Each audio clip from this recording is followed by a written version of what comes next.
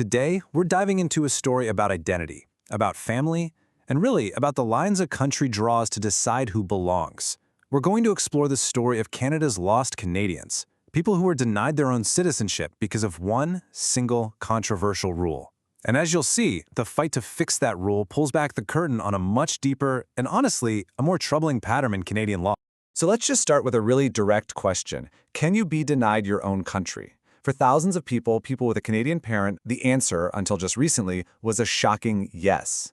And we're not just talking about some bureaucratic headache here. This was about literally separating families. I mean, just take a look at the story of Mike Rhodes. He's a Canadian who took a job over in Thailand. He had a child there, but when his contract ended, the Canadian government basically told him, sorry, your son can't come home with you. With his visa about to expire, he was just days away from his own baby becoming a ward of the Thai government. A father and son about to be torn apart by a single line in a law book. So what was this rule? What was causing all this chaos? Well, it was called the First Generation Limit, or FGL for short. And this one rule was the source of so much heartache. Let's break down exactly how it created this entire generation of lost Canadians. So, to get the full picture, let's just look at the timeline. It all started back in 2009, when this FGL was introduced. It then took over a decade of legal battles, all the way until 2023, when a court finally said, you know what, this is unconstitutional. And that decision is what paved the way for a new law, which just passed, to finally fix this whole mess. So what was the first generation limit? Well, the rule itself was pretty simple, but absolutely brutal in practice. It basically said that if you were a Canadian citizen, but you yourself were born abroad, you could not pass on your Canadian citizenship to your own kids if they were also born outside of Canada. The generational chain was just deliberately broken. Okay, so let's walk through a real-world example so you can see just how this worked. Imagine your grandparent was born in Canada. Okay, solid Canadian. Now let's say your parent was born abroad. Maybe your grandparent was working overseas or something. That parent is still a Canadian citizen, but then you are also born abroad. Under this FGL rule, that's it. Game over. You are not considered Canadian, even with a Canadian parent and a Canadian grandparent. But thankfully, as we said, that rule was found to be unconstitutional, which led to new legislation. Now, in Canada, proposed laws are called bills, and this one, Bill C-3, was a big deal. It didn't just put a Band-Aid on the problem. It actually restored citizenship to people who'd lost it, and it set up new rules for the future. The change here is so simple, but it is so profound. Before this new law, the line of citizenship was just severed after one generation born abroad. But now it can flow through the family line again, reconnecting generations of Canadians no matter where in the world they happen to be born. Okay, so here's where it gets interesting.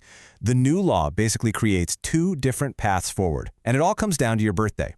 If you were one of these lost Canadians born before the law changed, your citizenship is now automatically restored. Poof, you're Canadian. But for anyone born after the law took effect, there's a new hoop to jump through. And that new requirement? Well, it all boils down to this one number, 1,095. That's 3 years. So what's so special about that number?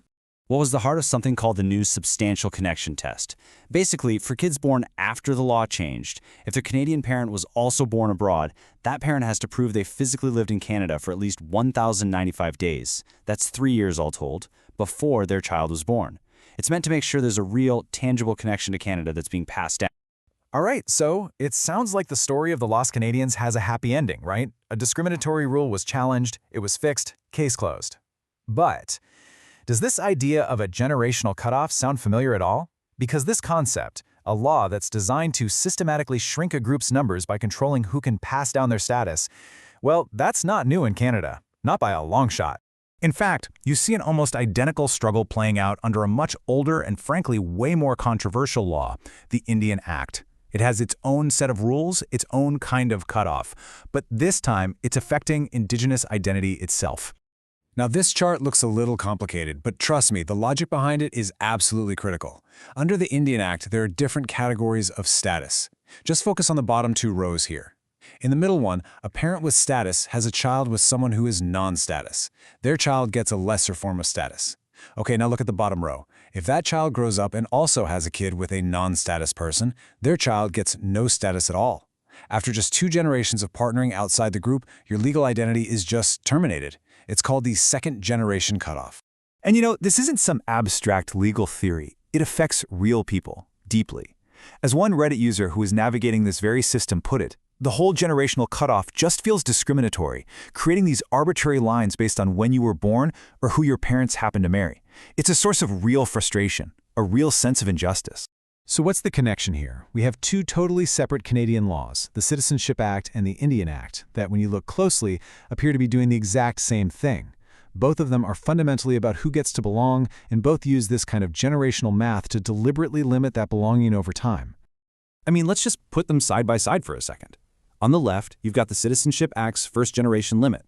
On the right, the Indian Act's second-generation cutoff. In both cases, a legal mechanism was created that, over time, literally removes people from a legal category, whether that's citizen or status Indian. It's a pattern of legislated attrition. You know, a quote from the legal documents in the fight against the FGL just gets right to the heart of it. It says, "How can it be unconstitutional to deny women equal rights in the Indian Act, but constitutional to deny women in the Citizenship Act? It isn't. It's that simple." For years, both of these laws had this kind of discrimination baked in, and the court case that finally struck down the FGL was just affirming this basic principle of equality. So you have to ask, why would these kinds of complex exclusionary rules even exist? Well, research from Osgoode Hall Law School on the Indian Act suggests the government's motives were brutally clear: to minimize the number of status Indians. Why? Well, that would shrink the population entitled to federal benefits, it would weaken Indigenous land claims, and at the end of the day, it was all about promoting assimilation.